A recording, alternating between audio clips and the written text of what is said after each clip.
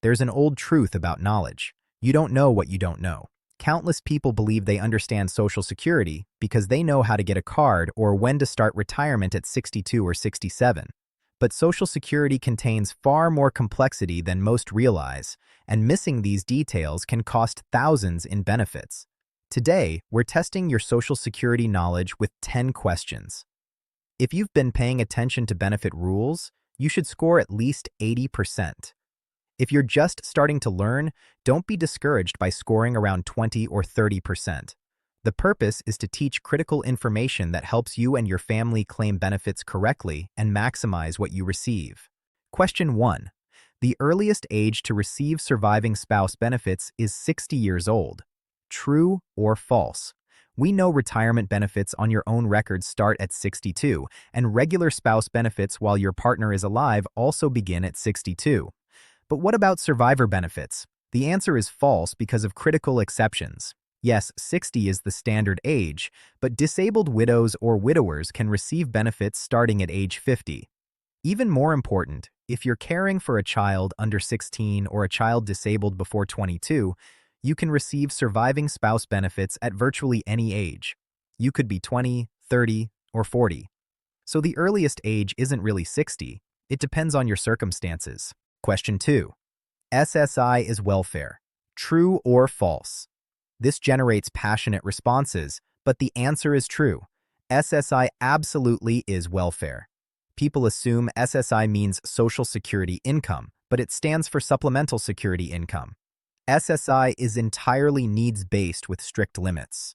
For 2026, single individuals cannot have more than $2,000 in resources, married couples $3,000. The maximum monthly payment is $994.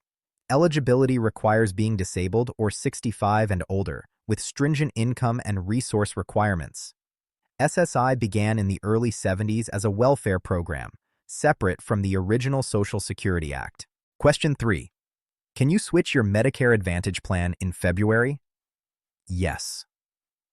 We're in the open enrollment period running January through March. Most know about the October 15th through December 7th window, but many forget this additional opportunity. Maybe you forgot to review your plan, regret your choice, or your health situation changed. You can switch plans during this window. Switch in February and new coverage starts March. Switch in March and it begins April. Question 4. If you start receiving retirement benefits early, the reduction is permanent. This is false because of exceptions. Many believe once you accept early benefits with a reduction, it stays forever. That's only accurate if you continue collecting without interruption. The critical exception: if you take benefits at 62 then return to work, Social Security may withhold benefits because of the earnings limit. For 2026, that's $24,480. Social Security withholds $1 for every $2 above that threshold. When benefits get withheld due to work, Social Security recalculates your amount at full retirement age. Those withheld months get removed from the early claiming penalty. It's called adjustment of the reduction factor. The reduction isn't permanent if benefits are withheld due to earnings. Question 5.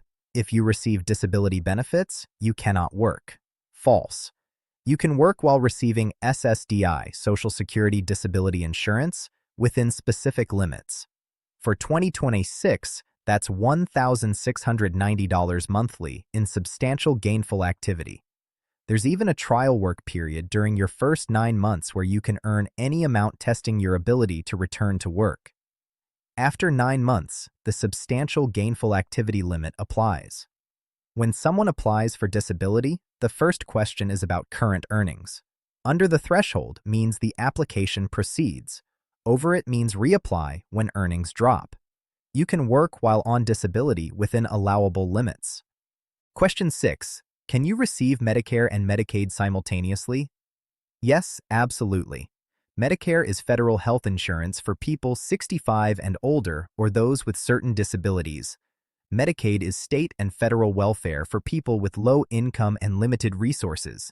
These are separate programs, and qualifying for both is common. If you qualify for higher Medicaid levels, the state may pay your Medicare Part B premium of $185.90 monthly for 2026.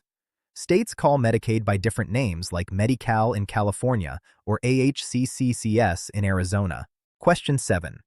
You can continue receiving Social Security disability benefits after full retirement age. False. Nobody receives disability benefits after full retirement age. When you hit full retirement age, whether 66 or 67 depending on birth year, disability benefits automatically convert to retirement benefits. Your payment amount and check date don't change, but the classification changes. This matters because after conversion, you can work and earn any amount without affecting benefits. Social Security doesn't care if you make $1 million once you're on retirement benefits past full retirement age. Also, continuing disability reviews stop because you're no longer on disability. People worry unnecessarily about working at 70 or being reviewed at 75 when they're actually on retirement benefits. Question 8. Your ex-spouse must already be collecting Social Security before you can receive divorced spouse benefits. False. This causes many to miss entitled benefits. You were married at least 10 years, now divorced, wanting to claim on your ex's record. Many believe their ex must be collecting first. Not true. Your ex only needs to be 62 or older. They don't have to file themselves. This is called being independently entitled to divorced spouse benefits. If you're 62 or older and your benefit is less than half of your ex's full retirement age amount, you can file regardless of whether your ex claimed. Your eligibility is independent of their decision. Many divorced individuals lose money yearly because they don't understand this. Question 9. Delaying Social Security past full retirement age increases spousal benefits. False with an exception. If your full retirement age is 67 and you delay until 70 earning delayed retirement credits, those credits increase your benefit by 8% yearly. However, those increases don't transfer to your living spouse's spousal benefit. While you're alive, your spouse receives up to 50% of your full retirement age amount, not your age 70 amount. But when you pass away, your surviving spouse does receive those delayed retirement credits. If you waited until 70, your widow or widower receives that higher amount as survivor benefit. This is why some delay until 70 to maximize survivor benefits. Question 10. When do retirement benefits stop increasing if you wait to claim? Do they stop at full retirement age or continue until 70? The answer is 70. Benefits reach full amount at full retirement age but don't stop growing. After full retirement age, benefits increase 8% yearly until the month you turn 70. These are delayed retirement credits. After 70, there's no additional benefit to waiting. These 10 questions reveal Social Security's complexity. The system contains exceptions, special rules, and nuances most never learn.